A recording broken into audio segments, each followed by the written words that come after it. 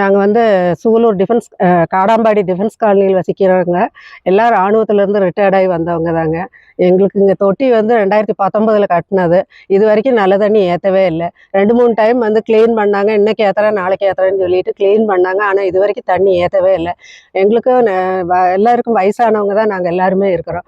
இராணுவத்திலேருந்து retired ஆகி வந்தவங்களுக்கே இந்த நிலைமைன்னா மற்ற மக்களுக்கெல்லாம் எந்த மாதிரி இருக்கும்னு எங்களுக்கே தெரியல. எவ்வளவோ கோரிக்கை நாங்கள் வச்சுட்டோம். கிராம சபா மீட்டிங்ல எல்லாம் போய் கம்ப்ளைண்ட் பண்ணியிருக்கோம்.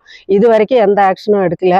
நானும் பஞ்சாயத்து செக்ரட்டரியேட் எல்லாம் நானும் கூப்பிட்டு பேசிட்டு தான் இருக்கோம். எங்களுக்கு 11 நாள் 13 நாள் ஒருக்கா தாங்க நல்ல தண்ணி வருது. அதுவும் 1 மணி நேரம் தான் வரும். இந்த தண்ணியை வச்சு இந்த 10-13 நாள் நாங்கள் வந்து இது பண்ணோம். குழந்தைங்க இருக்கு, பேரம்பேத்திகளை எல்லாம் வச்சுட்டு நாங்கள் ஸ்கூலுக்கு அனுப்பணும், குழந்தைகளுக்கு சாப்பாடு செய்யணும். இதெல்லாமே கஷ்டமாக தான் இருக்குது. இந்த வாங்கி வாங்கி காசு கொடுத்து நல்ல தண்ணி நாங்கள் வாங்கிட்டு இருக்கிறோம். எங்களுக்கு இந்த நிலைமையா இருக்கிறது கொஞ்சம் கவர்மெண்ட் வந்து எங்களுக்காக ஏதாவது ஆக்ஷன் எடுக்கணும். நன்றி.